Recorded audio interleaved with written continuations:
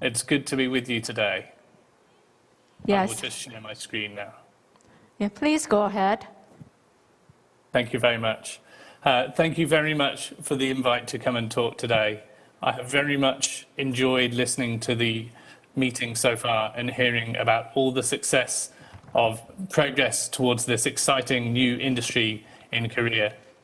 I am talking to you today from Singapore as I'm here for the air show, but I normally live in Australia, and I hope to be able to join you soon and come visit you in Korea. Today, I will talk about two projects that Eve have led over the last few years, working with national authorities, research and development activities to support the future AAM industry. To tell you a bit about myself, I am the global lead for regulation and public policy for Eve, and I've been working with Embraer X and now Eve for about 3 years. Before this, I was head of safety for air traffic control in Australia, and I have spent most of my career working in air traffic management. And so what I will talk about today is some of the air traffic management implications of this new industry, urban air mobility. Before I talk about the projects, I will do some introduction for Eve, because I am not assuming that everybody has heard of Eve Air Mobility. So I will start by introducing Eve. Eve is the first spin-out company from Embraer X. Embraer X is the innovation arm or the innovation department of Embraer. And for those that have not heard of Embraer, Embraer is the third largest commercial aircraft manufacturer in the world. They also produce corporate jets, and they also produce some military aircraft as well. And so Eve has a very good history and pedigree with respect to aviation. Embraer has a large amount of experience in certifying aircraft, and from that, Eve has been developed to build an eVTOL for the UAM industry. As well as our vehicle, and I will show you on the next slide a picture of our vehicle, but as well as our vehicle, we are also developing urban air traffic management software solutions, UATM, to support the future industry. And this is the work that I will talk about today. Eve's work on eVTOLs and UATM has been in development in Embraer X for 4 years, and now is part of Eve Air Mobility. There is lots of really good information available on Eve's website, including details of our very large order book, which includes 1,735 aircraft sales to 17 customers. As was discussed this morning, we see the market for urban air mobility as very large, and Eve intend to be a large player within that market, supported by Embraer and its experience in aircraft development and certification. Interestingly, as well as developing aircraft, Embraer have a subsidiary that develop air traffic management systems as well. So the Embraer subsidiary ATEC provide the ATM system for the Brazilian Air Traffic Control Agency, DSEA. And this is some of the reason for their interest in the air traffic management side of urban air mobility. But before I go on and talk more about UATM, urban air traffic management, I will just show you some details about our vehicle. This is a picture of our vehicle, which has been in development for quite some period of time. Firstly, like most other eVTOLs, it is 100% electric, and so the utilization of it is zero emissions locally when we fly. Again, one of the good things about this industry is that we intend our vehicles to be quiet and have a lower noise footprint compared to helicopters.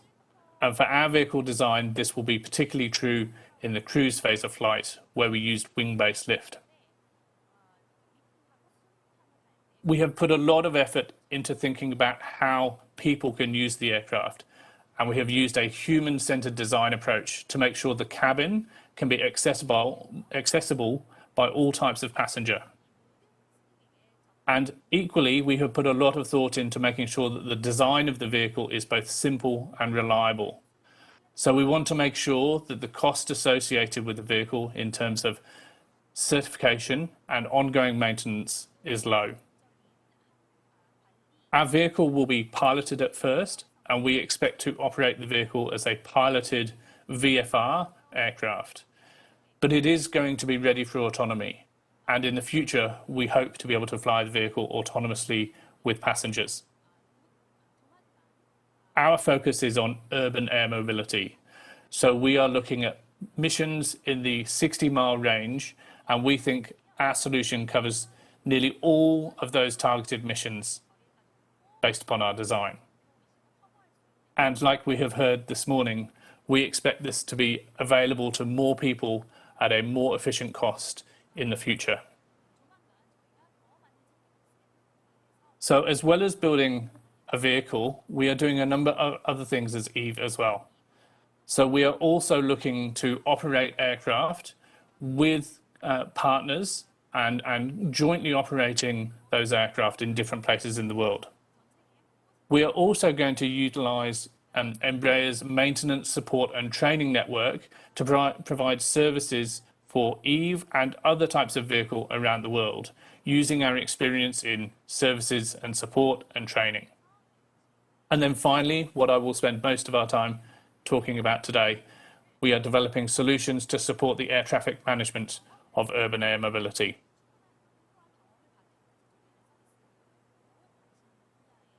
So looking at growing our knowledge on urban air mobility, we've been working for a number of years to look at how these aircraft can operate safely in our skies with all the other types of aircraft that operate in the skies at the same time.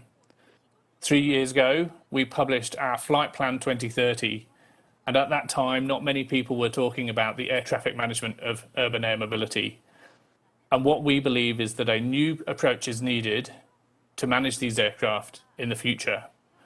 We think the current ATM system will not manage the complexity of the airspace as these aircraft scale in number and operations grow.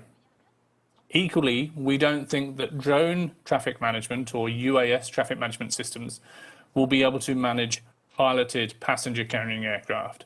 And so we proposed a new approach that we call urban air traffic management, and we proposed that in 2019. In 2020, we worked with Australia's air navigation service provider, Air Services Australia, to publish a concept of operations for urban air traffic management. And this document that you can see on the slide is available to download and freely available for everyone to read. And I will talk a bit more about that document in a minute. Last year, we worked with the United Kingdom's Civil Aviation Authority, the UKCAA, with a consortium of other urban air mobility partners to build a concept of operations for London and how to operate aircraft in London. And again, I will talk more about this in my talk today. Now we are moving on to doing more ecosystem development work and concept of operations in Asia Pacific, North America, South America, and we also plan to start demonstrating our software that we have developed to manage UAM air traffic this year. So we are working globally with governments, air navigation service providers, regulators, the AAM industry and stakeholders, and the traditional aviation industry, because we believe all these parties need to come together for us to be able to develop this new future.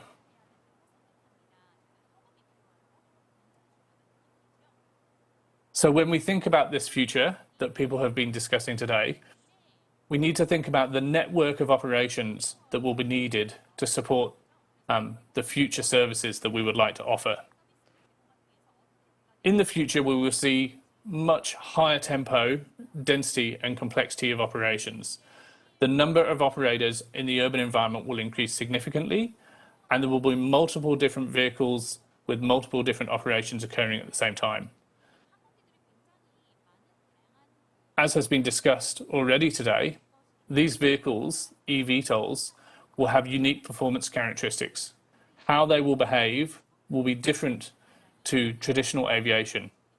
And one of the greatest challenges is the energy usage that's needed and ensuring that that is minimized to enable the flights to be efficient.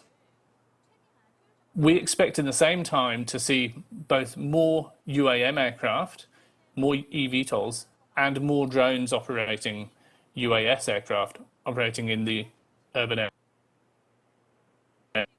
airspace. Challenge around integrating drones, eVTOLs, and traditional airspace users, so helicopters, general aviation, in some countries hot air balloons as well, into the same airspace is a really complex issue.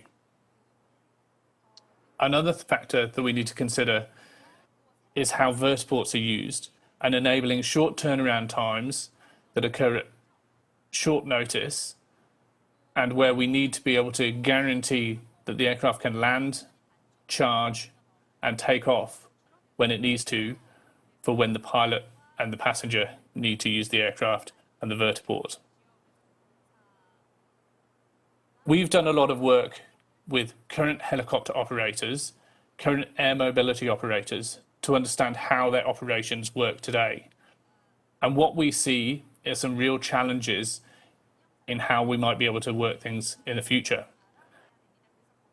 So firstly, they use multiple data sources. There is not the integration of the information and the decision support capabilities to manage flight operations. There are a lot of challenges of manual data entry and not much automation for how helicopter operations and air mobility work today. And a lot of the systems that are used are not integrated, they're isolated, and there isn't good communication and coordination amongst the air mobility stakeholders. So we need to find a new way to manage this network, to manage the information sharing that has to occur across multiple operators, multiple vertiport operators, the air navigation service provider, and all other users of the system to understand how things will work safely. So in 2020, we developed a concept of operations with Air Services Australia to look at this challenge and look at a new way of managing air traffic in the urban environment. And what we used is the ICAO key performance areas that apply to air traffic management around the world. So there are 11 key performance areas on this slide, and each of them will be important when it comes to managing traffic in the urban environment. Firstly, safety. So aviation has a fantastic safety record to date, and it will be very important for urban air mobility, carrying passengers to achieve a similar or even better safety performance compared to traditional aviation. Similarly, security will remain extremely important, and we want to know that threats to aircraft operations can be managed effectively. As we've heard about, aircraft noise will be really important, and other environmental considerations such as the efficiency of the flight and how much fuel or how much energy is used as part of the flight will be important to consider. In terms of air traffic management, the cost of the systems that support the operations needs to be carefully managed. It cannot be too expensive to provide air traffic management solutions to support operations, otherwise the industry will not be successful. And the air traffic management solution for the urban environment needs to manage a capacity far beyond what capacity is currently enabled through ATM in the urban environment at the moment. We also need to make sure that the flights are as efficient as possible. The batteries that the aircraft will use to power their flight will only have limited reserves. And so we need to make sure that holding in the air is limited and aircraft can arrive at their destination in an efficient manner. We also need to have a system that is flexible. At times, there may be a reason for a vertiport to become inaccessible due to an airspace constraint or because the vertiport becomes unavailable for some reason. So we need an air traffic management system that's flexible, that enables an aircraft to fly to an alternate vertiport when required for various reasons. We need our air traffic management approach to be predictable. We need to know that when the flight is booked by the passenger and then when the fleet operator book the flight, that the service can occur. We need to know and have some levels of guarantee that when services are booked by the customers, they can fly in the urban airspace. And we have to make sure that the airspace is accessible for all airspace users. So we need to make sure that different fleet operators can operate in the airspace, but also other types of aircraft as well, be that general aviation, helicopters, and as I said, as an example, even hot air balloons. How we make sure the airspace can be accessed and used by all different airspace users is a really key challenge for urban air mobility. We need to make sure that the air traffic management system allows all contributors to the urban environment and the airspace that is used to participate in that and collaborate in an effective solution. And then finally, we need to make sure that the approaches we take are globally interoperable. Aircraft that are developed will likely be used in many places around the world, and the traffic management systems need to support operations in many different parts of the world as well. So our work with Air Services focused on these 11 key performance areas and defining a concept of operation around supporting operations using these considerations. We worked with air traffic controllers, procedure designers, safety specialists, and regulatory and policy specialists as well. And as I say, this work is available to review. But I will play a video now that provides an introduction to our concept for urban air traffic management.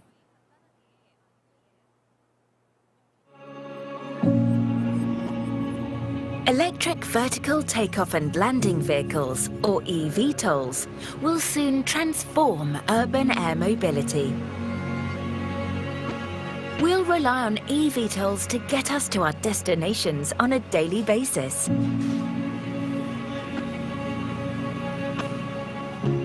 Commercial aviation has an enviable safety record, and we will expect this same high standard of safety for urban flights.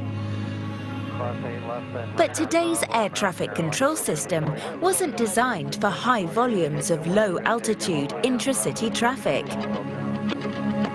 Unless we have a system that manages high traffic volumes safely, the growth of urban air mobility will be limited. New concepts such as Unmanned Aircraft Systems Traffic Management, or UTM, show great potential, but they don't address the unique safety and operational needs of piloted passenger-carrying flights that rely on voice-based communication.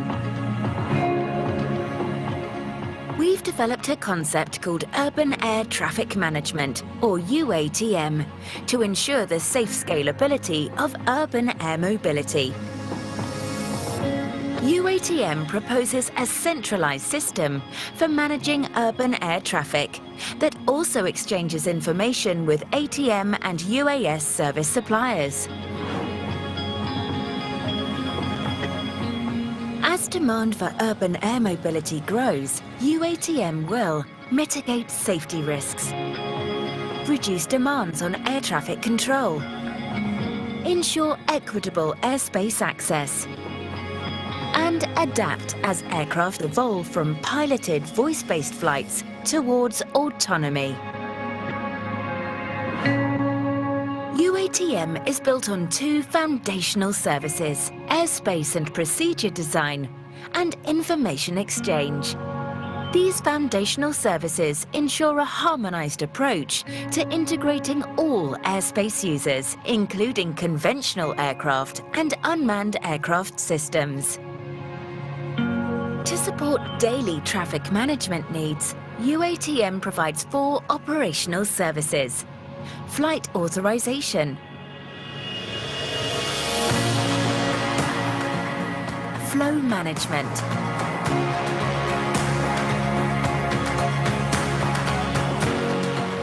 dynamic airspace management,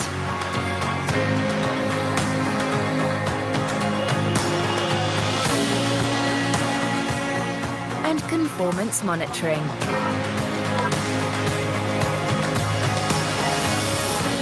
We'll we're working with air navigation service providers, government and industry to tailor UATM solutions for their communities. Together, we're preparing for the future of urban flight.